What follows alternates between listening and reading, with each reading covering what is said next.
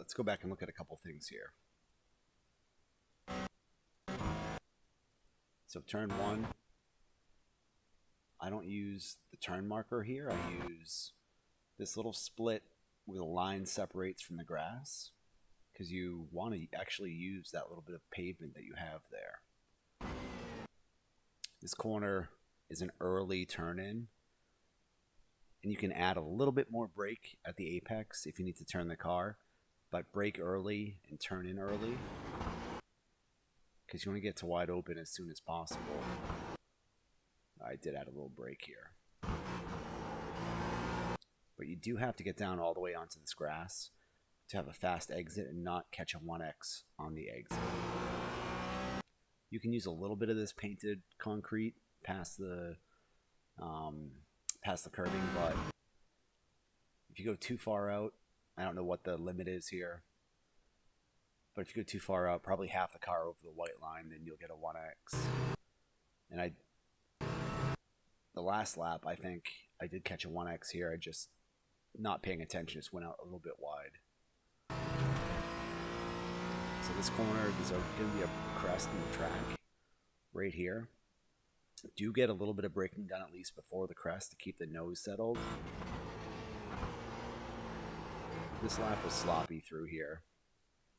Oh, I'm sorry, that's the next corner. Track limits on exit here. Anything past the curbing on the painted asphalt is a 1X.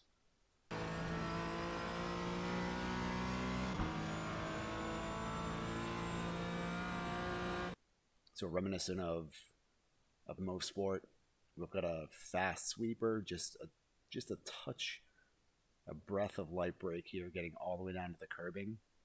This lap was sloppy. I couldn't go back to wide open. I had to get back off the throttle. And go back to the last lap, the first lap on the replay, and you'll see. On entry here, I'm still getting into ABS here. I have not done this corner smoothly yet. And maybe it's not faster that way, I don't know. But pretty much staying in the camber. And then once I can peep the end of this curbing here, I'm back to wide open throttle, or getting to wide open throttle at least.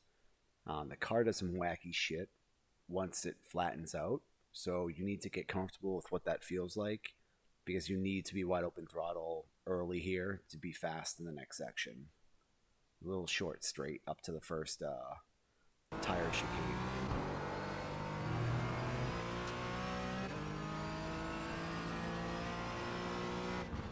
So here for me, I'm using the paint, whatever this shit is on the track, as a reference. As I'm braking, trying to get the car to the right so I can straight line brake through this section. It's one of those sections where, too, you might have some benefit overlapping your brake and your throttle, just to get the car, just get back on throttle and keep the car balanced just how you want it. So, real close to the tires, but you really want to be... I'm back on throttle already, right here, right before the tires.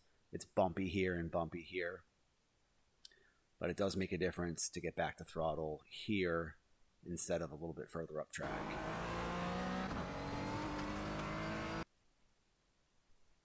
So I'm using the 100 marker, braking just before.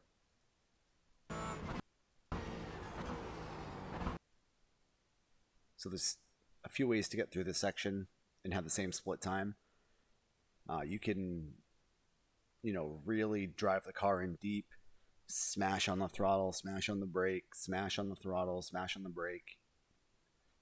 But the fastest way through so far for me has been kind of somewhere in the middle. Like, not wide open everywhere here, of course, but then getting the car to the left and turning and lifting at the same time.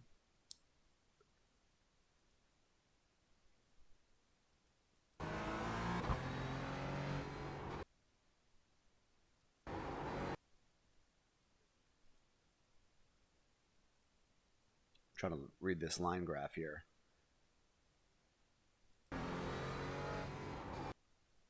So I am turning and lifting at the same time. No brake. Get the car all the way down to the curbing here. back to wide open super early.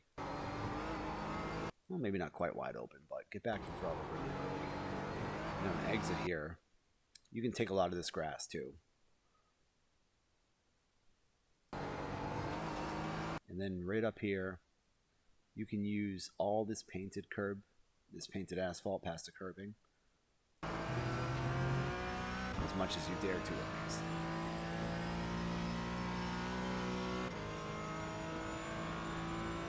Not very good references for braking here. Pretty much, actually I guess you could use the turn marker on the right here. Pretty much what I'm doing is getting the car over this little crest at the corner. As soon as the car is settled, I'm braking and I'm going to start hustling down early towards this curbing. If you wait too long over this transition, I don't know if it's the two paved sections, if your car's in this area right here, you have no grip.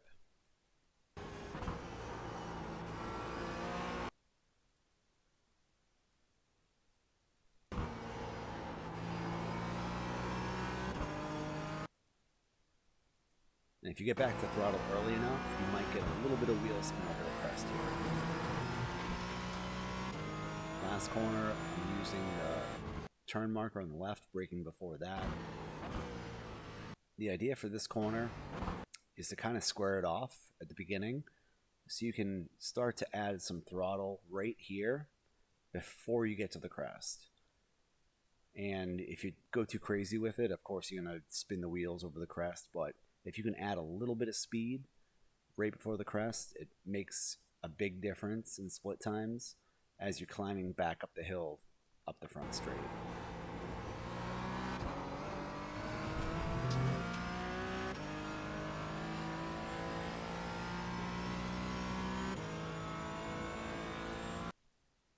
All right, guys, that's everything. The BMW is really fast here. I like that car a lot too. Because you can just throw the thing into corners like an asshole, and the car just it slides just right. It's a fun car to drive here. But hopefully this video helped shave a little bit of time off you guys' laps. Good night.